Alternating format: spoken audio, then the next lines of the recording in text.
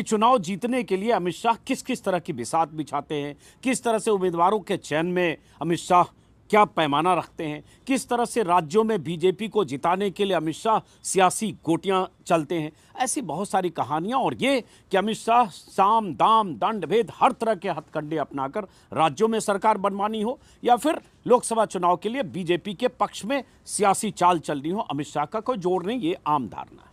तो बहुत सारे लोगों के बहुत सारे सवाल होते हैं कि आखिर बीजेपी पार्टी चुनाव के अंदर जीत कैसे जाती है। अब अमित शाह जी को लेकर एक बहुत बड़ा खुलासा हुआ है कि गृह मंत्री अमित शाह किस तरह से चुनाव जीतते हैं। दोस्तों, किस हद तक जो है राजनीति के अंदर क्या कुछ किया जाता है, आप लोग वहां तक पहुंच भी नहीं सकते कि किस तरह से चुनाव के अंदर चुनाव जीतने के लिए क्या कुछ किया जाता है, किस तरह से लड़कियों को डराया जाता है, किस तरह से लड़कियों का यूज किया जाता है। आज हमारे साथ वरिष्ठ पत्रकार मौजूद हैं, अजित अंजुम जी। आप उनकी इस रिपोर्ट को देखिए। नमस्कार दोस्तों। केंद्रीय गृह मंत्री और बीजेपी के पूर्व अध्यक्ष और मोदी के बाद सबसे ताकतवर शख्सियत अमित शाह के बारे में बहुत सारी कहानियां कि चुनाव जीतने के लिए अमित शाह किस किस तरह की बिसात बिछाते हैं, किस तरह से उम्मीदवारों के चयन में अमित शाह क्या पैमाना रखते हैं, किस तरह से राज्यों में बीजेपी को जिताने के लिए अमित शाह सियासी गोटियां चलते हैं। ऐसी बहुत सारी कहानियां, और ये कि अमित शाह साम दाम दंड भेद हर तरह के हथकंडे अपनाकर राज्यों में सरकार बनवानी हो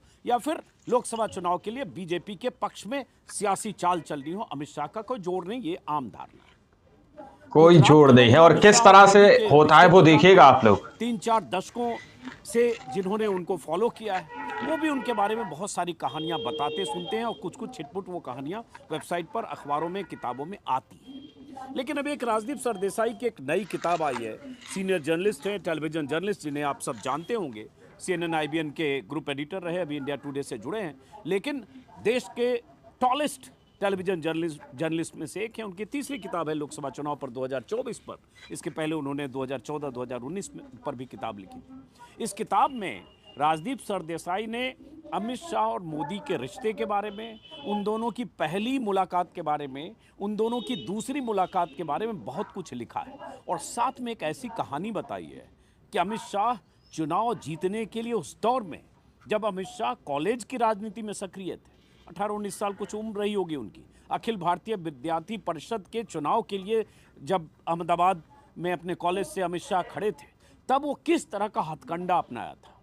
प्लान ए तो ये होता है, जो आप चुनाव में पर्चा दाखिल किया, कैंपेन करते हैं, प्रचार करते हैं, और जो हारता है जीतता है। लेकिन उनका प्लान बी, जिसका जिक्र राजदीप सरदेसाई ने इस किताब में किया, सुनेंगे तो आप हैरान रह जाएंगे। मैंने भी जब ये किताब पढ़ी और पेज नंबर 38 पर पहुंचा, जिस पेज पर एक पैराग्राफ में अमित शाह की वो चाल, वो सियासी चाल कहें, वो शातिराना चाल कहें, जिसका जिक्र है, तो मैं भी हैरान हो गया। उस एक पैराग्राफ को 3-4 बार मैंने पढ़ा कि इतनी दूर तक वो आदमी 18-19 साल की उम्र में सोच रहा था।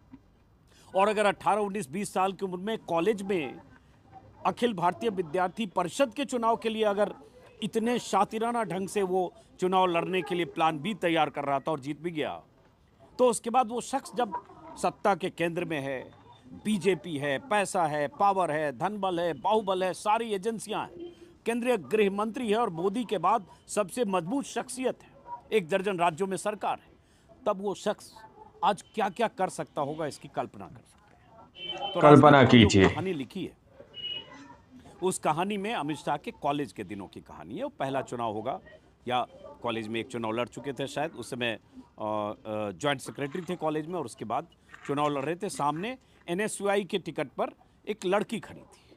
अब उस लड़की को शिकस्त देने के लिए चुनाव में अमित शाह का जो प्लान बी था, वो जरा सुनिए, और उसके बाद उस कहानी को सुनकर सोचकर जो राजदीप के हवाले से मैं चाहूँगा आप सुने। इसी टेरेस पर कुछ दिन पहले मैंने राजदीप सरदेसाई का एक लंबा इंटरव्यू किया था, 2 घंटे का, उसमें उन्होंने उसका जिक्र किया था।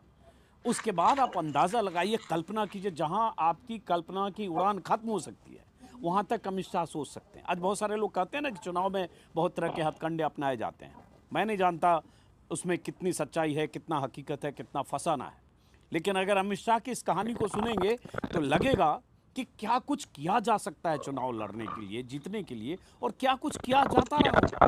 जब अमित शाह जैसी शख्सियत, जो बीजेपी के राष्ट्रीय अध्यक्ष रहे और आज अध्यक्ष नहीं है, तब भी पार्टी के लिए अध्यक्ष भले JP नड्डा हो, लेकिन सारी बिसात अमित शाह बिछाते हैं, सारी डीलिंग अमित शाह करते हैं। कहाँ सरकार बनानी है, कहाँ सरकार गिरानी है, कहाँ गठबंधन करना है, कहाँ किसके पीछे ईडी और एजेंसियां लगी है उसको अपने पाले में लाना है, कहाँ उसको सरकार में पार्टनर बनाकर कौन सा मंत्रालय देना है, ये सब अमित शाह करते हैं मोदी के बिहाफ पे। इसका भी जिक्र राजदीप सरदेसाई ने इस किताब में किया है। तो वो सब तो आप उस 2 घंटे का इंटरव्यू अगर देखेंगे तो आप बहुत दिलचस्प कहानियों से गुजरेंगे। राजदीप ने विस्तार से लिखा है अमित शाह और मोदी के रिश्तों के बारे में, उनके रिश्तों के कुछ राज का रहस्योद्घाटन भी किया है। लेकिन आज मैं चाहता हूं कि अमित शाह की वो शातिराना चाल आप राजदीप के हवाले से सुने और सोचिए कि उस उम्र में, कॉलेज डेज में अमित शाह क्या कुछ सोच सकते हैं, क्या कुछ सोच सकते थे चुनाव जीतने के, और क्या कुछ किया था उन्होंने पहला चुनाव, कहें अगर पहला दूसरा जो भी रहा होगा, कॉलेज का चुनाव जीतने के लिए। जरा सुनिए राजदीप के हवाले से। और मैं ये कहूँगा कि ये इंटरव्यू 2 घंटे का है। मेरे प्लेटफॉर्म पर सुनिए। बहुत सारे लोग मुझे कॉल कर रहे हैं कि मैंने इंटरव्यू देखना शुरू किया तो स्टार्ट किया तो मैं रुक नहीं पाया। सैकड़ों लोगों के मेरे पास मैसेज हैं कि उस इंटरव्यू को देखते हुए मैं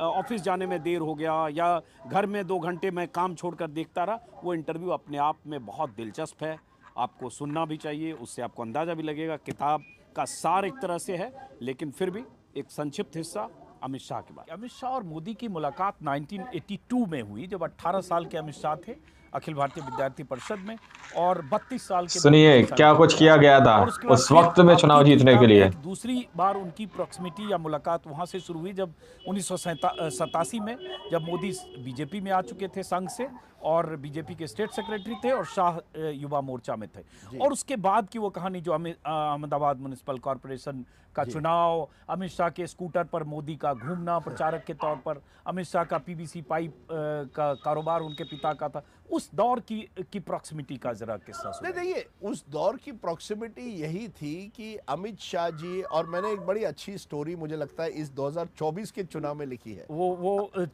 NSUI वाला, बिल्कुल उस पर भी आऊंगा। देखिए मैं वो भी सुनाइए आप। हाँ, नहीं, क्योंकि एक बड़ी interesting Amit Shah style of functioning पता चलेगा, क्या शख्सियत है। देखिए, मेरा एक चैप्टर इस किताब में है, और पहली बार मुझे लगता है इस किताब में आप देखिए ट्रांजिशन देखिए। 2014 में अमित शाह जब चुनाव होते हैं वो यूपी के इंचार्ज बनते हैं, लेकिन देश के नेता नहीं है उस समय। 2019 आते आते अमित शाह बीजेपी के अध्यक्ष बनते हैं, उनका बहुत अहम रोल होता है। 2024 होते वो गृह मंत्री बने हैं, और अनक्वेश्चन नंबर 2 है। अगर आज कोई आपको कहे नंबर 2 कौन है सरकार में, तो वो अमित शाह जी ही है। तो इसमें मैंने जो लिखा है, ये हिंदुत्व की सरकार है, दी अमित शाह फैक्टर, जिसमें एक स्टोरी है अमित शाह पहली बार चुनाव कैसे जीतते हैं।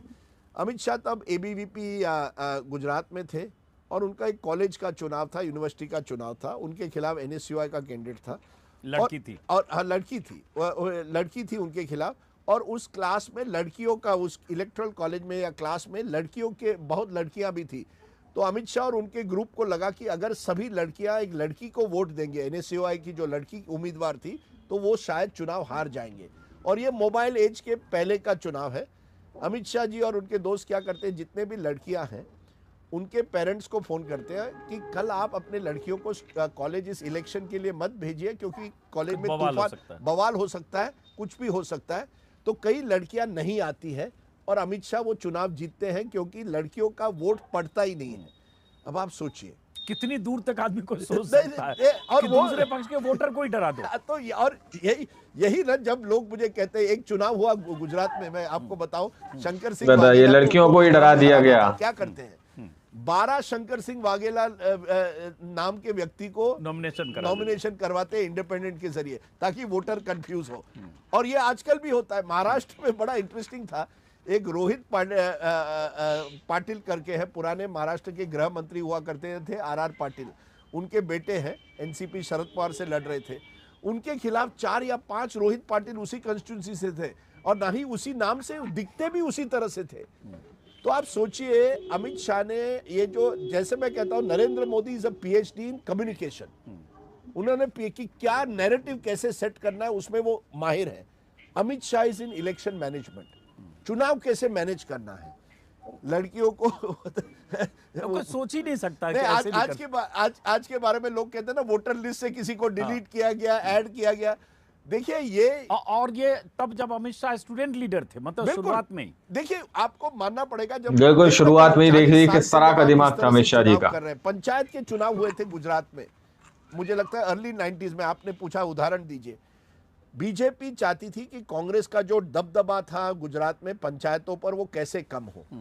जितने भी कांग्रेस के नेता थे जिनको पंचायत के टिकट्स नहीं मिले, जो सेकंड लेवल के नेता थे, उन सबको धीरे धीरे बीजेपी में लाया गया तब के टाइम, ताकि पंचायत में भी कांग्रेस को चुनौती दी जाए। क्योंकि बीजेपी लेट 80s में अर्ली 90s में कांग्रेस का मुकाबला करना आसान नहीं था। गुजरात में कांग्रेस नंबर 1 पार्टी थी। बीजेपी ने जो सेकंड लेवल पंचायत लेवल के लीडर्स थे उनको सब धीरे धीरे अपनी तरफ किया। वहां से तो शुरुआत हुई, आज वही हो रहा है। मैंने किताब में लिखा है 2024 के, और ताजुब होगा लोगों को, 100 से ज्यादा ऐसे व्यक्ति हैं बीजेपी के लिस्ट में 2024 के चुनाव में जो एक जमाने में कांग्रेस में थे। यानी आप कांग्रेस में थे, यानी नेताओं को शायद तोड़ दिया गया, उस हिसाब की बात की जा रही है यहाँ पर कहीं ना कहीं। 10 साल पहले कहती थी हम कांग्रेस मुक्त भारत चाहते हैं। असलियत यह है कि आपने एक कांग्रेस युक्त बीजेपी बना दी है।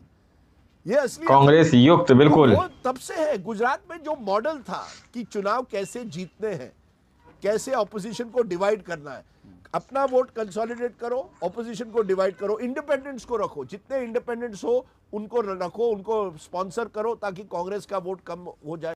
दोस्तों आप लोगों ने इस वीडियो को शुरू से आखिर तक देखा। वीडियो के अंदर साफ तौर पर बात की गई है कि 2024 का जो चुनाव अभी हाल ही में निकल कर गया दोस्तों, वो बहुत ज्यादा इंटरेस्टिंग था। यानी कि महाराष्ट्र का और हरियाणा का और झारखंड के जो चुनाव सामने थे अभी हाल ही में गुजरे, वो बहुत ज्यादा इंटरेस्टिंग थे। भाजपा का एक ही नारा है कि हम इंडिया को कांग्रेस मुक्त बनाएंगे, लेकिन भाजपा खुद कांग्रेस युक्त बन चुकी है। जैसा कि यहाँ पर सीधे तौर पर कहा गया कि बहुत सारे नेता, यानी 100 से भी ज्यादा, ये तकरीबन 100 नेता जो है भाजपा के अंदर कांग्रेस के हैं दोस्तों। जैसा कि बहुत सारे लोग, विपक्षी पार्टियां या बहुत सारे वरिष्ठ पत्रकार इस बात का दावा करते हैं कि भाजपा की ये नीति रही है कि दूसरे पार्टियों के नेताओं को तोड़ो और अपनी पार्टी में शामिल कर लो।